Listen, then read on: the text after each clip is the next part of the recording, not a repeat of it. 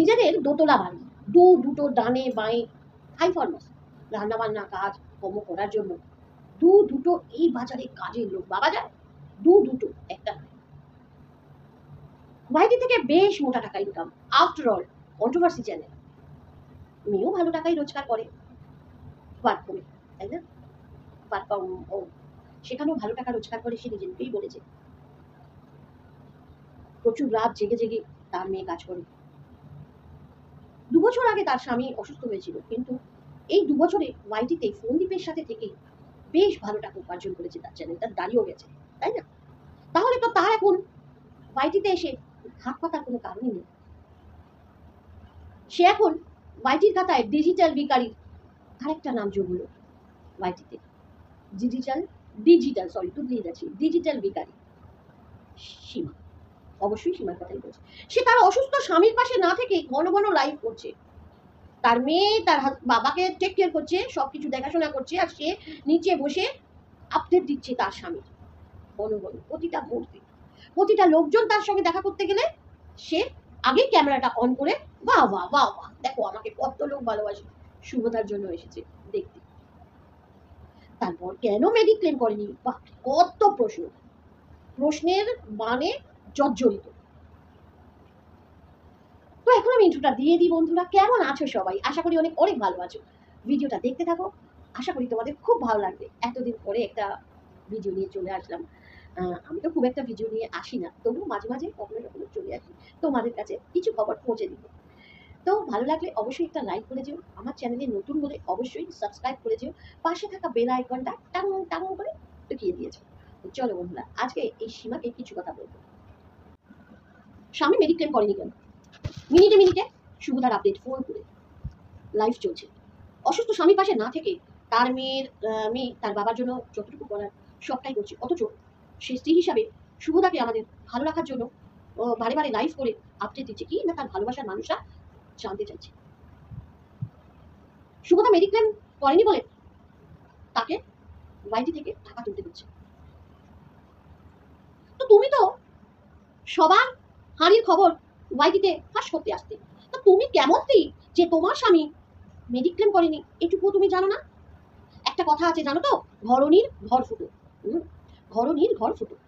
কিছু মনে করো না সীমা, আমরা মেয়েরা যখন মনে করি নিজেরা রোজগার করতে শুরু করে দিয়েছি, নিজেদের বড্ড বেশি গুণ মনে করি, ওই রিভলভিং চেয়ারে চুল এলিয়ে লোকের পিছনে দিনের পর দিন টিকচক বান মেরে যে রেভিনিউটা কামিয়েছ, আজকে সেই রেভিনিউটা দেখো জড়িয়ে মতন বেরিয়ে যাচ্ছে, তাই না?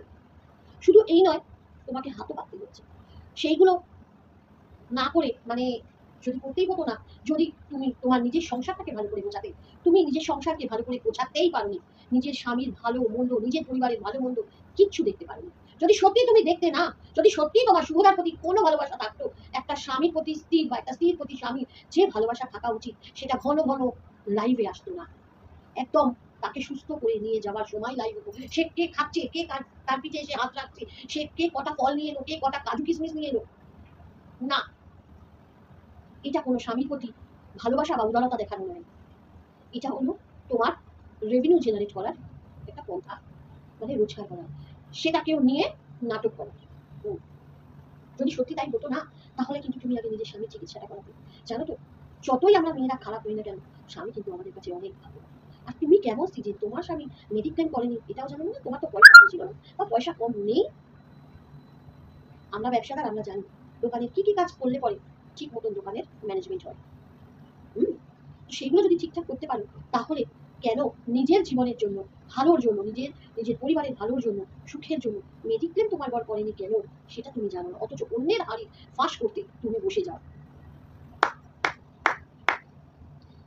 একটা কথা জানবে, কোনো মানুষকে যখন তুমি হলোই না কন্ট্রোভার্সি ক্রিয়েটার, এতটাও আঘাত দিও না যে রাতে তার বিছানা বালিশটা ভিজে যায়, তোমার ওই কথাগুলো বুকে গিয়ে বাঁধে।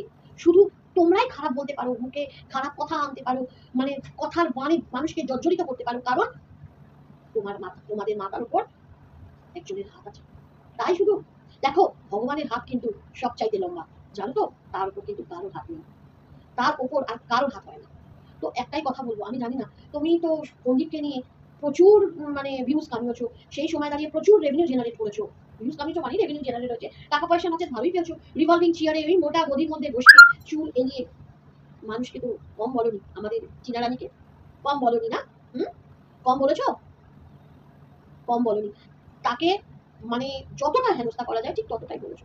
আরে আমাদের মুখের কথা জানবে, কারোর চোখের জল ওইভাবে তুমি বুঝতে পারবে না গো। আমরা যখন সংসার করি না, সেই জল আমাদের আমাদের বুমেরাং হয়ে ফিরে আসে। সেই জন্য এমন কন্ট্রোভার্সি কখনো করো না যেই কন্ট্রোভার্সিতে তোমারও সংসারের উপর আঁচ আসে। আমরা যত খারাপই বউ হই বা যত খারাপই একজন মা হই না কেন, নিজের সংসারকে বাঁচানোর জন্য শেষ রক্তবিন্দুটাও কিন্তু দিতে চাই, তাই না? তো চলো এইটুকুই বলবো যে বারবার ক্যামেরা খুলে রেভিনিউ জেনারেট না করে নিজের স্বামীর পাশে থাকো, যার জন্য যার কথা বলে বলে তুমি রেভিনিউটা কামাচ্ছ। এতবার ফোন করতে হয় না, এতবার ক্লারিফিকেশন দিতে বসতে হয় না। জানি তিনি হয়তো অনেক অসুস্থ, তার হয়তো সত্যি এখন তোমার সামনে প্রচুর টাকা পয়সার দরকার, আর তুমি তো এমনি নাম্বার দিয়ে দিয়েছো, সবাই চুম চুম চুম চুম করে তোমার ভালোবাসার মানুষরা দিতে থাকবে, আর তুমি গুনতে থাকবে আর দিতে থাকবে, নিচের টাকাগুলো সব ব্যাংকে যেমন আছে তেমনি করে থাকবে, তাই না? 2 বছর, 2 বছরে তো তুমি কম কামাওনি, তোমার ফ্যামিলির লোকরাও নিশ্চয়ই কম কামায়নি। তা সেই সব টাকাগুলো কোথায় গেল যে এখনই এসে এত তাড়াতাড়ি? এরপর তার ওষুধপত্র বাড়িতে নিয়ে গিয়ে জ্বর জ্বর বাড়ি বাড়ি চেক আপ, সেগুলো কিন্তু আছে। তুমি তো একটা সময় এরকম ভাবে যারা টাকা তুলেছিল তাদের নামে প্রচুর কথা বলেছিলে, তাই না? প্রচুর কথা বলেছিলে। আজকে দেখেছো তো নিজের নিজেকে ভগবান সেই জায়গায় এনে ফেলেছে যে দেখ তোকেও আমি সেই জায়গায় এনে ফেললাম, যেখানে দাঁড়িয়ে তুই সারা সোশ্যাল মিডিয়া প্ল্যাটফর্মে, ন্যাশনাল প্ল্যাটফর্মে এসে দাঁড়িয়ে তুই হাত পেতে ভিক্ষা কর। এতটাও মানুষকে কষ্ট দিও না, ওই না তুমি কন্ট্রোভার্সি খেয়েছো, তাতে কি মন আর মনুষ্যত্বটা রাখো, দেখবে কখনো ভগবান কখনো তোমার খারাপ করবে না। যতই তুমি মানে মানুষকে আঘাত দেবে, জানবে যত তার চোখে জল পড়বে তত কিন্তু জানবে তোমার সংসার বাঁচবে। তো সবাইকে হ্যাপি রাখতে পারবে না ঠিক কথাই, কিন্তু কাউকে এমনও কষ্ট দিও না যার চোখের জলটা তোমার জীবনে অনেকটাই এসে পড়ে। তো তুমি ভালো থাকো, তুমি সুস্থ থাকো, তোমার স্মৃতির সিঁদুর অবশ্যই অক্ষয় থাকুক। আমাদের মেয়েদের যাই হোক না কেন, স্মৃতির সিঁদুরের দিকে কেউ হাত বাড়ালে বা নিজের পরিবার নিজের সন্তানের দিকে হাত বাড়ালে আমাদের ঠিক থাকা যায় না, তাই না? তো তুমি চিন্তা করো না, একদম সুবিধা ভালো হয়ে বাড়ি করবে। না আমি না নেগেটিভ ভিডিও করলাম না পজিটিভ ভিডিও করলাম, আমি দুটোই করলাম। যদি ভালো লেগে থাকে কারণ অবশ্যই একটা লাইক কমেন্ট করে দিও। চলো টাটা, ভালো থেকো।